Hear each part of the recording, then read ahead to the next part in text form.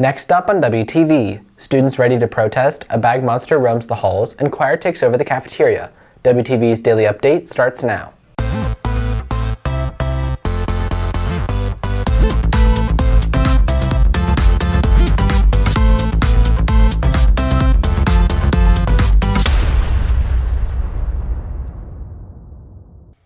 Good morning, Red Hawk Nation. Today is Friday, April 20th, and I'm Wade Glover with another daily update brought to you by Wingspan TV. Students are planning to exercise their First Amendment rights today during advisory to take part in the National School Walkout. WTV's Mercy Udine has the story. Today is the 19th anniversary of the Columbine shooting that left 13 dead, and it's why the day was chosen for the National School Walkout, an event designed to protest for better gun reform. This nationwide walkout was launched by Lane Murdoch, a high school sophomore in Connecticut, as a response to the Parkland, Florida shooting, which left 17 people dead on Valentine's Day. Campus coordinator Dina Assad sees this as an opportunity to bring awareness to gun violence and engage students through activism. Well, the whole point of the walkout is to bring awareness to the gun violence that we face in the United States, but it's also to engage the youth, and because student activism is very important, we must understand what's going on around in the world, and we must be active because we are the future voters. So it's mostly about student activism than it is really about the walkout itself. Assad believes that the nationwide walkout will help bring the youth of America together. I do believe this walkout would be beneficial, for it is bringing together the youth of America, not just only in Frisco, but every single school district in Frisco and across America, because it is the national walkout. I believe that once the government officials especially see that we're all together and unified, all for a cause, then our voices will finally be heard and they'll understand us more. Reporting for Wingspan TV, I'm Mercy Udine. The primary purpose of school is obviously education, but when it comes to national issues such as gun legislation, is school the right forum for a protest? WTV's Remy Williams hits the halls to get student opinions.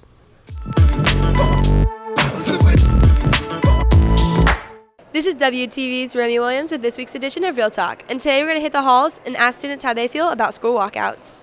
Do you think students should be able to protest? I think it's important that they should be able to protest so they can show their opinions about topics. No, you know why? Because usually there are a bunch of they usually have stupid ideas. Should there be consequences for walking out during school?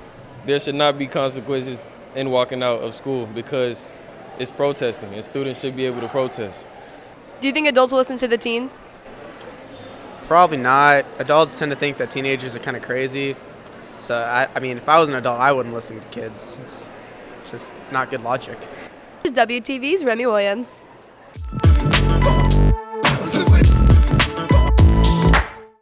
The walkout is getting attention across the country, but there's another big event this weekend, this one on something of a global scale, as Sunday is Earth Day. WTV's Julia Savage takes a look at what some science classes are doing to bring attention to potential environmental dangers of single-use plastics. Plastic waste has become one of the biggest concerns of the environment today. The average amount of time a plastic bag is used is around 12 minutes. However, plastic bags impact the environment for decades. By 2050, it is predicted that there will be more plastic in the ocean than fish. Nearly 1,200 species are affected by plastic waste. Dolphins, whales, sea turtles, and fish who digest these plastics are dying or can be contaminated. To raise awareness of this issue, AP Biology and Environmental Sciences classes have been working hard. One of the ways to get students involved in the Plastic Bag Project is to offer service hours. Bringing in 500 used plastic bags to APE's teacher Jamie Barrett or Chris Ham will give students one volunteer hour. Really wanted to bring awareness of just things about the environment. And the thing that really matters to us a lot right now is plastic. So plastic is really strong, it's really durable, but that also means it's just really hard to get rid of them. It's hard to recycle them. So that's why we're going to focus on plastic bags. So the goal for us is to make this monster bag. Okay, so they have 500 plastic bags attached to them. And that represents how much an average person uses. They use about 500 plastic bags a year. Some students who have participated in bringing in plastic bags have learned the negative effects of plastic bags. I think that bio it's a pretty good volunteer opportunity because it first of all gets rid of a lot of the bags that are in the environment. Like 500 bags is quite a bit, and 500 bags that could be messing up the environment is going for a good cause. I think it will also raise awareness since the actual students will finally realize what the bags are actually doing in the environment. Reporting for WTV, I'm Julia Savage. To highlight the amount of plastic bags a person uses in a year, one of the bag monsters made an appearance on campus to help illustrate the environmental impact of single-use plastics.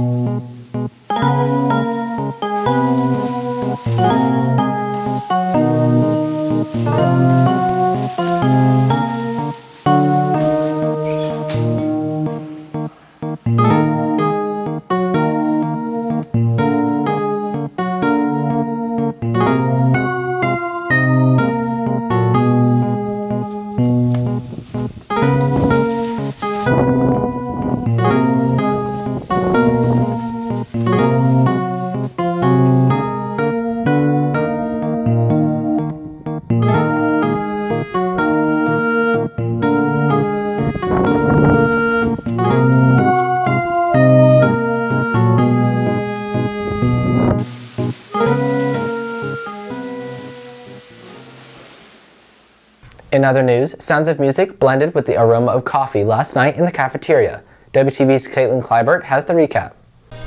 Show choir and select soloists took the stage and performed last night in the cafeteria. Show choir performed Another Day of Sun from the musical La La Land,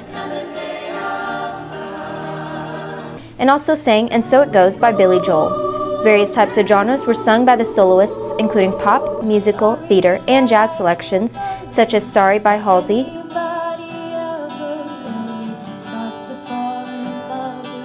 Stay by Rihanna,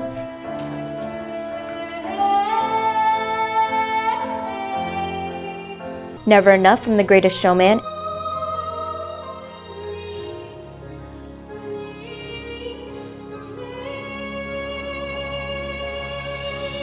and In the Wee Small Hours by Frank Sinatra.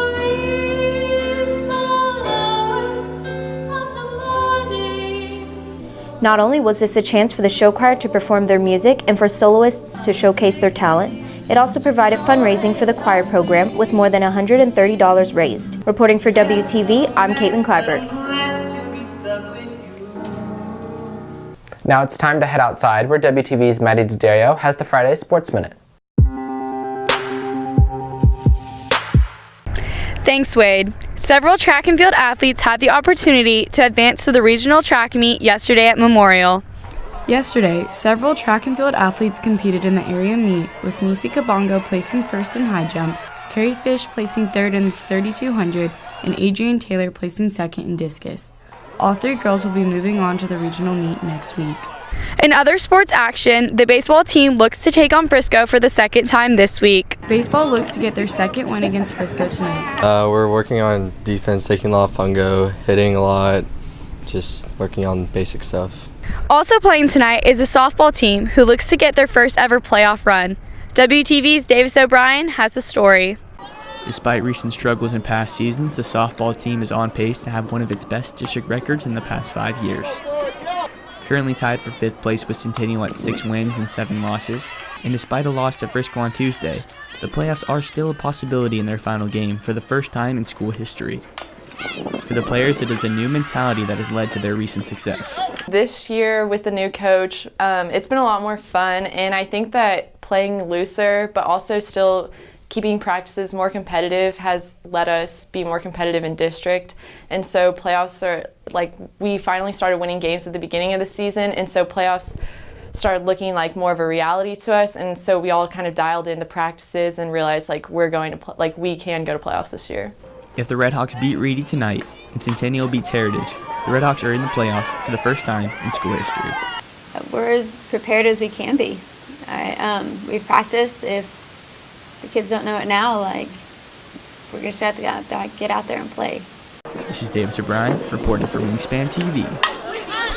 That's it for today's Sports Minute. I'm Maddie D'Addario with Wingspan TV. Thanks, Maddie, and as always, if you're looking for more from Wingspan, you can follow us at Liberty Wingspan on Twitter, Instagram, and Facebook, or visit our award-winning website, libertywingspan.com. Now with today's announcements, here's WTV's Neha Paramala. Earth Day cleanup will be Monday from 11 to 12 at 7-Eleven on Rollator. That's it for today's Daily Update. This has been Wade Glover for Wingspan TV.